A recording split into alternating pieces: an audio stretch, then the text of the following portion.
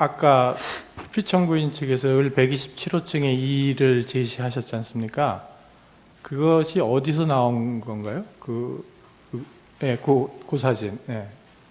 저 사진은 칼라 복사가 된 걸로 보여지는데, 칼라 복사인데 저기 어디서 출처가 어디예요? 우리 을제 127호증의 이의하고는 좀 다른 것 같아요. 127호증의 이의는 수사기관에서 제출된 거고, 네. 흑백으로 뭐 복사한 거를 또 복사하고 이렇게 된 거고, 거기 지금 저 화면에 띄어져 있는 저 문서는 캡처한 건가요? 아니면 뭐 어디서 나온 건가요? 김어준의 뉴스공장에서 이제 이 박선은 의원실에서 제공했다라는 그거를 캡처한 네, 캡처를 해서 네. 이 부분은 자른 것이고요. 사실 이것은 제가 그 나중에 그러니까 홍장원에 대한 증인 신문 이후에 이 사진 파일만 다시 별도로 받은 것입니다. 사실 이 김어준의 뉴스공장에 나온 이 파일 자체도 흐릿해서 이 지금 사진을 출력한 것보다는 훨씬 더 해상도가 떨어집니다. 그러니까 그 사진이 어디서 나온 거예요? 이거는 제가 아는 기자로부터 받았습니다. 아, 그러면 혹시 청구인 측에서 저 원본이 있나요? 최초에 저기 박선은 의원실에서 제시했다는 네네네. 그 원본. 저희가 알기로는 저렇습니다. 저 부분이 박선원 의원이 그날 정보위 설명회 하던 날 그 여기 우리 사건에도 나온 그 김병조 TV 네. 김병조 의원하고 같이 저 곽종근 뭐 이진우 인터뷰하러 가서 그날 그래서 여기 정보위 참석을 할 수 없어서 김병기 의원이 대신 참석을 한 겁니다. 그래서 박선원 의원이 그 며칠 뒤에 홍장원 차장한테 따로 연락을 해서 내가 간사한테 그날 설명을 못 들었으니까 한 번 더 설명을 해달라 이렇게 해서 얘기를 듣고 저 메모를 홍 차장이 가지고 있던 메모를 박 의원이 카메라로 찍어서 폰으로 카메라에 담겨 있던 사진본이라고 알고 원본을 아직도 그러면 홍 차장님이 갖고 있는 거예요? 그런데 저 버전하고 지금 수사기관에 제출된 버전하고 같은 문서로는 보이는데 뭐 삭제된 부분이 그렇죠. 있고 하니까 수사기관에 제출할 때는 아마 그런 부분을 삭제하고 제출한 것이 아닌가 저희는 그렇게 짐작하고 있습니다. 그러니까 원본은 갖고 계시지 않군요. 네, 저희 사진만 폰에 다져 있는 사진만 가지고. 그러면 피청구인 측에서 그 아까 제시한 사진하고 을제 127호증의 이의하고는 똑같지가 않아요.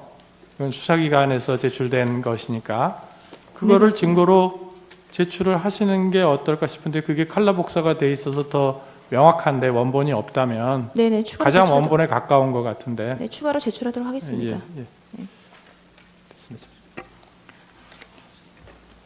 예, 증인. 2024년 3월 말에 삼청동 안가에서 5명이 만난 거죠. 그렇습니다. 이제 대통령, 그다음에 국정원장인 증인, 국방부 장관인 신원식, 그리고 당시 경호처장인 김용현, 방첩사령관 여인영 그렇게 만났죠. 그렇습니다. 근데 거기에 방첩사령관 여인영이 왜 들어갑니까? 누가 불렀어요? 그건 뭐 조직을 대통령께서 하셨으니까 제가 잘은 모르겠습니다. 그 증인은 대통령 연락을 받고 참석을 한 건가요? 뭐 대통령실에 연락을 받았을 것으로 생각이 됩니다. 예, 예. 그 신원식 당시 국방부 장관은 당시 대통령이 비상한 조치가 필요하다. 군이 나서야 하지 않겠느냐는 취지로 말했다고 얘기를 하셨어요. 그리고 이제 그거에 대해서 그런 얘기 들은 적 있습니까? 그 대통령께서 나라 걱정을 하시고 예. 이렇게 해서 어떻게 나라를 끌고 갈 수 있겠냐라고 많이 걱정하셨던 건 기억이 나는데 저는 그 단어인 그 비상이라는 말을 들은 기억이 없습니다. 아, 비상이라는 말을 들은 네, 기억이 비상이나 조치나 이런 말을 들은 기억이 없습니다. 예. 그 당시에 신원식 장관은 반대를 했고, 반대를 했죠. 저는 그래서 나라 걱정을 하시는 대통령께 그동안 윤석열 정부가 쌓아왔던 신원식 장관이, 당시 국방부 장관이 어떻게 얘기했느냐 하는 거예요. 제 기억에는 무슨 반대라는 표현을 썼던 거는 기억 못 합니다. 예. 증인은 어떻게 얘기를 했나요? 네, 저는 그래서 윤석열 정부가 그동안 해왔던 특히 외교안보 분야에 있어서 여러 가지 성과들, 계속 남아있을 성과들을 설명을 드리고, 그래서 이것들이 다 국민들의 평가를 받을 것이기 때문에 대통령께서 이렇게 부정적으로 생각하실 게 아니라 긍정적으로 생각하시는 것이 맞다라는 취지로 제가 말씀을 드렸습니다.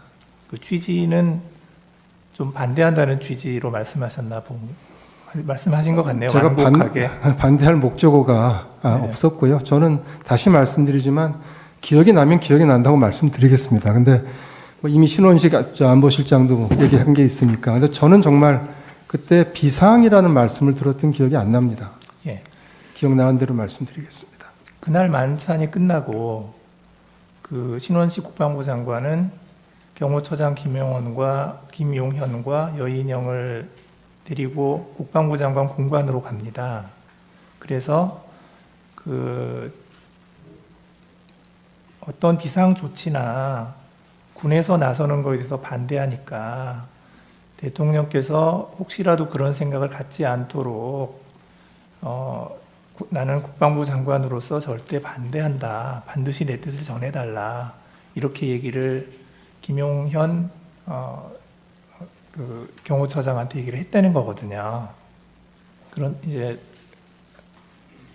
그 증인은 이제 그날 모임 이후에 그 이러한 그 대통령이 언급한 그런 내용에 대해서 좀 부적절하거나 반대한다. 뭐 이런 취지의 의사를 전달을 한 적이 있었습니까?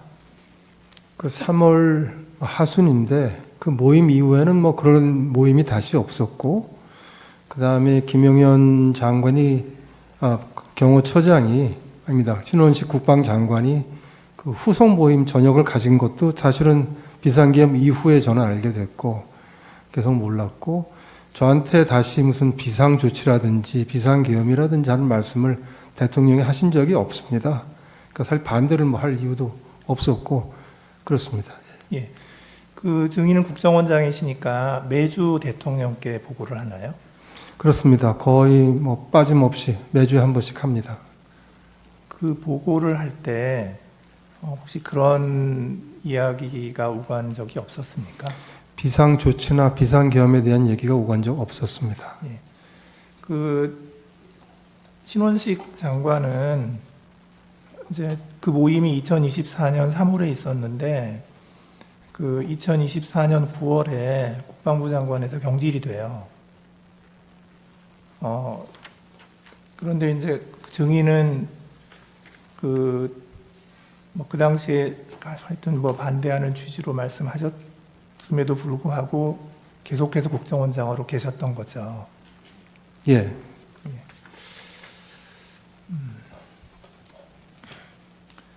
그 여인영 사령관은 이렇게 얘기를 합니다. 3월 말 삼청동 안가에서 신원식 국방부 장관이나 조태용 국정원장이 계엄을 말렸습니다. 제가 그 기억이 굉장히 생생했기에 그분들이 비상계엄 선포를 말릴 것이라고 생각했습니다. 이렇게 얘기하거든요. 그 여인영 방첩사령관은 그 3월 모임 때 그 대통령 얘기를 듣고 뭐라고 얘기했나요? 특별히 뭐 기억나지 않습니다. 여인홍 사령관은 어떤 방첩사를 이제 그 원복시켜서 좀 제대로 기능하게 하는 것이 임무이기 때문에 그런 차원에서 이제 말씀들 했던 것 같고, 그 외에는 제가 특별히 기억나지 않습니다. 예.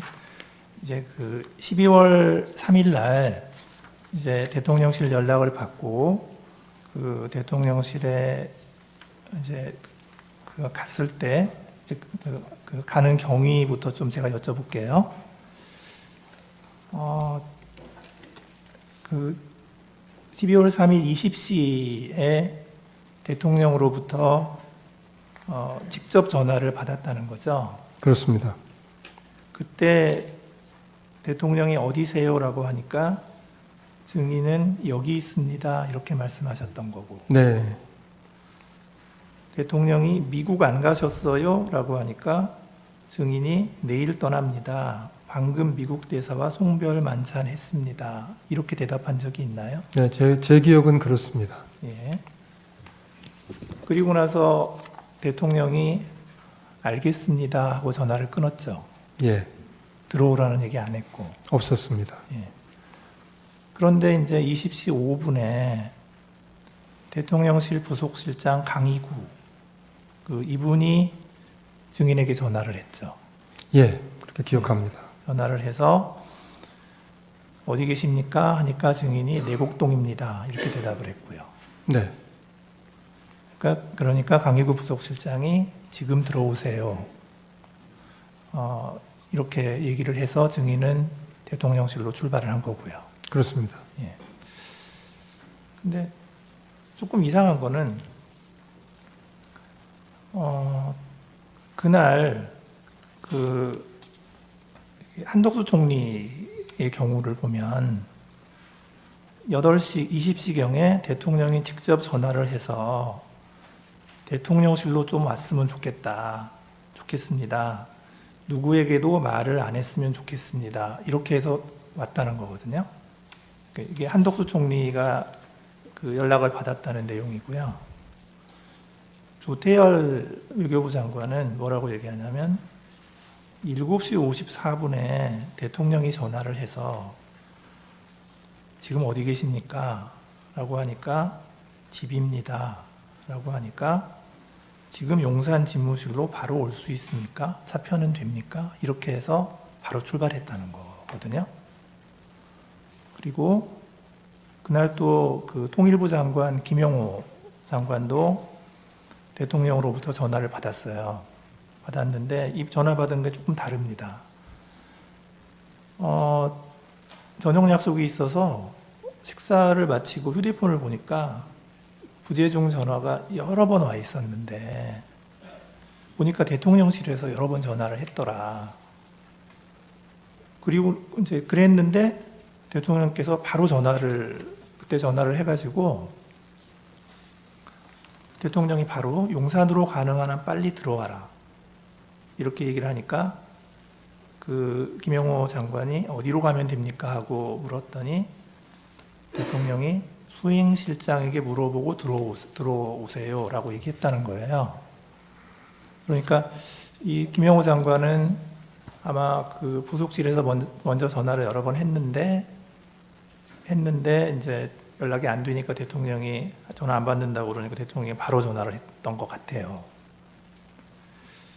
그다음에 이제 이상민 행안부 장관은 연락을 어떻게 받았냐면 6시 11분경에 김용현 국방부 장관으로부터 전화가 와서 지금 어디냐라고 묻기에 울산에서 김장 행사하고 회의하다가 서울 가는 길이다 라고 대답을 하니까 몇 시쯤 도착하냐 라고 하니까 8시 넘어서 도착한다 라고 하니까 도착하는 대로 바로 용산으로 들어오라 고 얘기를 했고 8시경에 역시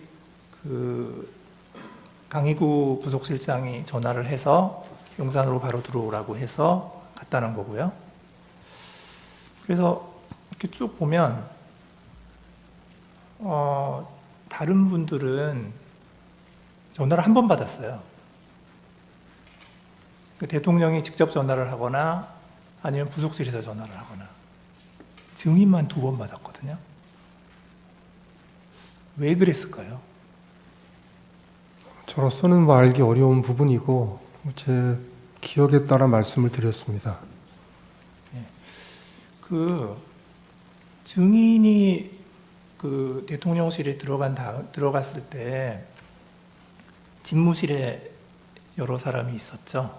네, 원탁에 앉아 계셨습니다. 예, 대통령이 있었고 한덕수 국무총리가 있었고 네, 김용현 국방장관이 있었고 예, 이상민 행안부 장관이 있었고 박성재 법무부 장관이 있었고 네, 그다음에 김영호 통일부 장관이 있었고요. 맞습니다. 그 당시에 이제 거기 있는 사람들이 다 말렸다는 거잖아요. 네, 다 걱정들 하고 반대하고 걱정하고 했습니다. 증인도 반대했잖아요. 저도 걱정을 했습니다. 네. 저는 반대라는 표현을 쓰지 않아서 언론 보도에서 제가 우려 표시를 했다고 표현했습니다. 우려의 표시를 했죠. 네. 그 당시에 이렇게 여러 명이 모여 있는 상태에서 증인이 발언한 게 그 전부입니까? 아니면 제 말은 대통령하고 독대한 적이 있느냐? 죄송합니다. 그 독대한 적은 없고요. 네. 그 제가 조사를 받으면서 이미 얘기를 한 것이지만 최상목 부총리가 대통령을 뵈러 들어갈 때 쫓아 들어가서 저도 한 말씀 하지 않으시도록 말씀드린 적이 있습니다. 그건 그 다음 나중 얘기예요. 예, 그건 최상목 부총리는 늦게 밤이죠. 왔으니까. 네. 그 나중 얘기거든요. 독대를 해서 무슨 말씀을 나눈 적은 없었습니다. 없고 최상목 부총리가 들어가실 때 제가 쫓아 들어갔던 적이 한 번 있습니다. 쫓아 들어가서 역시 반대. 네. 그건 뭐 반대는 아니지만 하여튼 우려. 하시지 말도록 말씀드렸습니다. 자, 그러면 지금부터 잠시만 주목해 주시기 바랍니다. 제가 구독자분들을 위해서 선물 하나를 준비했는데요. 제가 항상 여러분들께 드리는 말씀이 있습니다. 뉴스만 평소에 잘 챙겨보셔도 돈이 되고 돈을 벌 수 있다라고 말씀을 드렸는데요. 여러분들은 여기 보시는 삼성전자 뉴스를 보고 어떤 생각이 드세요? 아니면 정치인들의 뉴스, 날씨 뉴스를 보고는 어떤 생각이 드시나요? 그냥 뉴스만 보고 끝내는지 아니면 이 뉴스를 어떻게 이용할 수 있는지 이 부분을 고민하고 계시는지를 되물어보고 싶습니다. 그 이유가 뭐냐 하면 제가 지난번에 여러분들께 뭐라고 말씀을 드렸었죠? 지금은 반도체 섹터를 눈여겨보셔야 한다고 말씀드렸습니다. 그리고 나서 이런 썸네일들 뉴스를 통해서 많이 보셨을 겁니다. 반도체 내용이 이슈가 됐을 때 부자들은 어떻게 생각한다? 반도체 관련주들은 뭐가 있는지, 어떤 종목이 가장 좋은지, 어디에 투자해야 돈이 몰리는지 자연스럽게 생각한다고 제가 말씀을 드렸죠. 그 이유가 뭐냐 하면 부자들이 봤을 때는 이슈가 곧 돈으로 이어지고 그 이슈가 나에게 돈을 벌어준다는 경험적 확신이 있기 때문에 부자들은 항상 이런 사회적 이슈를 관심 있게 챙겨본다고 제가 말씀을 드렸습니다. 이번에도 마찬가지인데요. 제가 지난번에 시청자분들과 함께하는 주식으로 수익 내기 이벤트를 진행했었죠. 당연히 100% 무료로 진행을 했었고요. 여기 보시면 아시겠지만 제가 지난번에도 구독이라고 보내주신 모든 시청자분들께 반도체 관련주 중에 가장 크게 급등할 딱 한 종목, 많은 종목도 아니라 한미반도체 한 종목을 여러분들께 추천드렸어요. 그러면서 여기 나와 있는 대로 정확히 얼마에 매수해야 하는지 그리고 수익률이 어느 정도 나왔을 때 팔아야 하는지를 이런 부분들까지 여러분들에게 정확히 알려드렸었는데 지금 실제로 어떻게 되었다? 오른쪽을 보시면 아시겠지만 제가 지난번 문자 발송으로 이 한미 반도체를 소개해드리고 나서 실제로 이렇게 5배 이상 어마무시한 상승이 나왔습니다. 100만 원만 투자를 했어도 무려 500만 원이 넘는 수익금이 생긴 거죠. 그래서 당시에도 굉장히 많은 분들이 제가 드린 이 한미 반도체로 수익을 내실 수가 있으셨을 텐데요. 다시 한번 축하드린다고 말씀을 드리겠고 이번에도 마찬가지입니다. 앞으로도 2024년, 2025년 계속해서 기대해볼 섹터는 AI입니다. 그 중에서도 AI 반도체는 그 누구도 부정할 수 없는 미래성장 산업입니다. 그러면 우리가 어떻게 생각해 볼 수 있을까요? AI 반도체 종목 중에 앞으로 크게 대장 역할을 하면서 10배 이상 급등할 수 있는 템베고 종목을 지금부터 열심히 추적해야 한다는 겁니다. 큰 돈을 투자하지 않더라도 월급의 일부분 아주 소액이라도 이 종목을 모아가야 수백 %의 수익률을 손에 쥘 수 있는 것이죠. 지금 여러분이 보고 계시는 이 유튜브 또한 AI 반도체와 아주 밀접한 연관이 있고 반도체야말로 대한민국의 핵심 산업으로 앞으로 더더욱 시장은 성장할 수밖에 없습니다. 그렇기 때문에 제가 이번에도 뭘 보내드리고 있냐면 지난번과 똑같이 구독이라는 문자를 보내주시면 제가 AI 반도체 관련주 중에 앞으로 대장주 역할을 하면서 주가가 가장 크게 급등할 한 종목을 여러분들께 문자 발송으로 종목명과 사고 파는 시점을 모두 알려드릴 건데요. 그 문자를 받고 여러분들이 주식으로 돈 버는 연습을 한번 해보셨으면 좋겠고요. 혹시라도 나는 주식을 하지 않는다 하시는 분들은 주변에 주식하시는 지인분들에게 말씀을 해주셔도 되고요. 아니면 연세가 있으셔서 투자가 어렵다 하시는 분들은 이 종목을 자녀분들에게 한번 사봐라. 이걸로 한번 수익을 내봐라. 이렇게 조언을 해주실 수도 있는 거겠죠. 그래서 지금 이 영상을 보시는 시청자분들 중에 나도 이번 종목이 좀 궁금하다 하시는 분들은요. 누구나 상관없이 그리고 어느 시간대나 상관없이 부담 없이 010-2514-5930번으로 구독이라는 문자 보내주시면 제가 이번에도 똑같이 무료 추천 급등주 문자를 보내드리겠습니다. 이해되시겠죠? 제 번호 010-2514-5930번으로 구독이라는 문자 보내주시면 여러분들이 직접 이슈를 통해서 돈 버는 연습을 해보실 수가 있는 거고 제가 돈을 받는 것도 아니고 투자를 대신해 드리는 것도 아니기 때문에 부담 없이 신청해 주시면 되는 겁니다. 그리고 수익이 나면 저는 다른 것은 하나도 바라지 않습니다. 제 채널에 구독, 좋아요 한 번씩만 눌러주시라 이렇게 다시 한번 말씀을 드리겠습니다.